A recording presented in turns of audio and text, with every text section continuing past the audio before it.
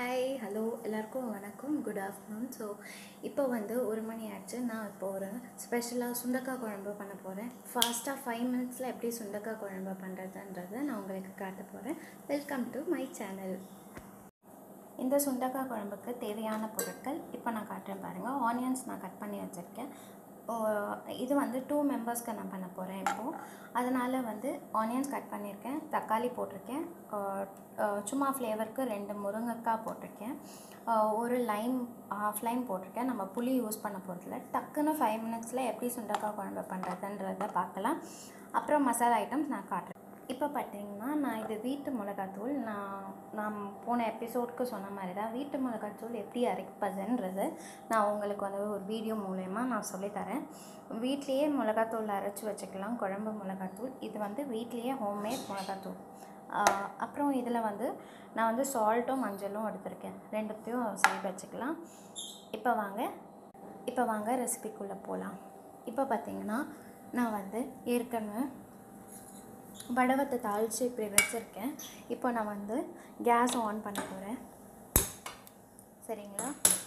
இப்போ வந்து at present இது நல்லா வந்து கொஞ்சம் சூடாக ஏற்கனவே அட் ப்ரெசண்ட் இதை நல்லா வதக்கி செய்யுங்க. இப்போ வந்து நம்ம எல்லா இன்க்ரீடியன்ட்டையும் ஆட் பண்ண போகிறோம் டக்கு. இப்போ நான் போட போகிறது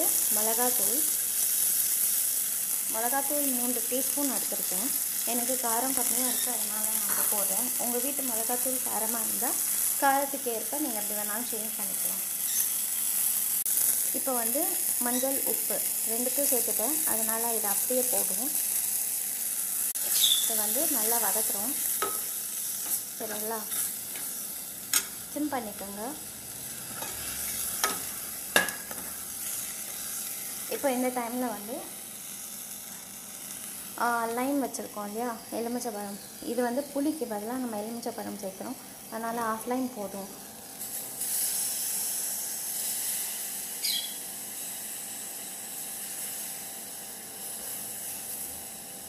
லைம் வந்து உடம்புக்கு நல்லது, அதனால் லைம் சேர்க்குறேன். அந்த சீடு இருந்தால் கூட நீங்கள் இப்படியே எடுத்துடலாம்.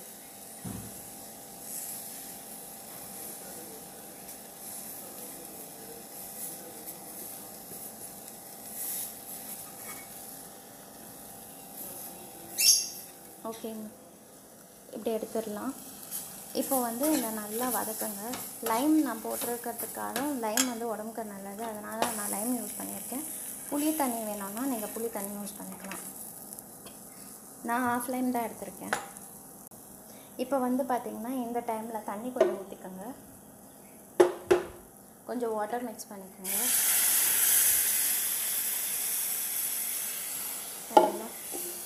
வாட்டர் யூஸ் பண்ணியிருக்கேன், வாட்டர் நல்லா யூஸ் பண்ணியாச்சு. இப்போ வந்து சிம்மில் வச்சுக்கோங்க.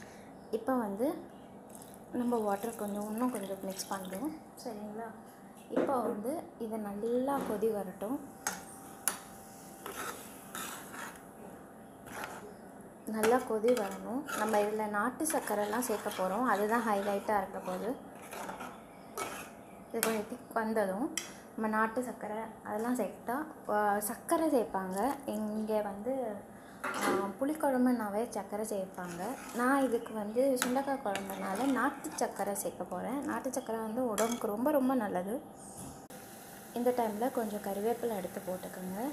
இப்போ லிட் போட்டு இதை க்ளோஸ் பண்ணிடலாம். நல்லா கொதி வரட்டும். கொதி வந்துட்டு நல்லா சுண்டிட்ட பிறகு தான் நம்ம நாட்டு சர்க்கரையும் வறுத்து சுண்டைக்காவை வறுத்து அதில் ஊற்ற போகிறோம். அப்போது சுண்டைக்காய் குழம்பு 5 மினிட்ஸில் தயார். இப்போ கொதி வருது, இதை நான் லிட் போட்டு நல்லா மூட போகிறேன். இந்த ஸ்டேஜில் பார்த்திங்கன்னா இப்போது லிட்டை திறக்க போகிறோம். குழம்பு கண்டிப்பாக திக்காக இருக்கும்.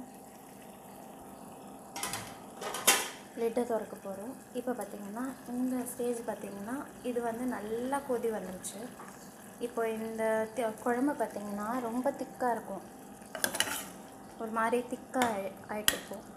இப்போ இந்த டைமில் நம்ம என்ன ஆட் பண்ண போகிறோன்னா, இது நாட்டு சர்க்கரை, இதுலேயே சுக்கு சேர்த்துருக்காங்க. இது உடம்புக்கு அவ்வளோ நல்லது. நீங்கள் நார்மலாக பாலில் கலந்து கூட குடிக்கலாம். அதனால் இதை வந்து நான் இதில் சேர்க்க போகிறேன். பொதுவாகவே இங்கே கும்பகோணம் சைடு இந்த சைட்லாம் பார்த்திங்கன்னா புளிக்குழம்புக்கு வந்து வெல்லம் போடுவாங்க, இல்லைன்னா அதையும் மீறி சர்க்கரை போடுவாங்க. இனிப்பாகவும் இருக்கும், புளிப்பாகவும் இருக்கும், காரமாகவும் இருக்கும். நான் இதுக்கு நாட்டு சர்க்கரை சேர்க்குறேன். ஏன்னா இது நாட்டு சர்க்கரைன்றது ரொம்ப உடம்புக்கு நல்லது. அதில் சுக்கும் சேர்ந்தது வாங்கி வச்சுக்கோங்க, ரெண்டும் போட்டிங்கன்னா அவ்வளோ நல்லாயிருக்கும். இப்போ பார்த்திங்கன்னா இதில் வந்து நான் சுண்டைக்காவை நல்லா எண்ணெயில் வறுத்துருக்கேன். நல்லெண்ணெய் ப்ரிஃபரபிள். நீங்கள் நல்லெண்ணெயில் சமைச்சிங்கன்னா இன்னும் வாசனையாக இருக்கும். நல்லெண்ணெயில் சுண்டைக்காவை நல்லா வறுத்துக்குங்க. இப்படி வறுத்துட்டு இப்போ ஸ்லோவாக இந்த சுண்டைக்காவை வந்து இதில் ஆட் பண்ணிக்க வேண்டியதான்.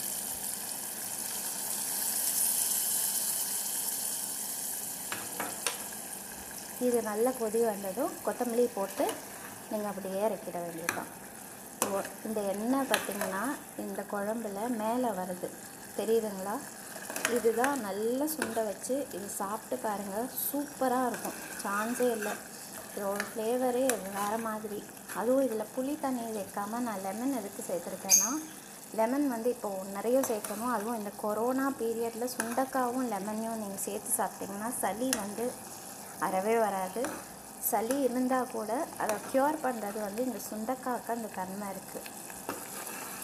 இது வந்து காஞ்ச சுண்டைக்காய். நீங்கள் பச்சை சுண்டைக்காய் நீங்கள் வாங்கி நீங்கள் அதை காய வச்சு கூட நீங்கள் எடுத்து வச்சுக்கலாம். உப்பு போட்டு ஊற வச்சு காய வைப்பாங்க. அதோட இது நான் வந்து இன்னொரு வாட்டி நான் உங்கள் அடுத்த ரெசிப்பியில் நான் கண்டிப்பாக உங்களுக்கு அதை ஷேர் பண்ணுறேன். இப்போ இந்த குழம்பு நல்லா கொதிச்சிருச்சு. இதுதான், இது 5 மினிட்ஸில் நீங்கள் செய்யலாம். செஞ்சு பாருங்கள், இந்த ரெசிபி உங்களுக்கு கண்டிப்பாக பிடிக்கும்.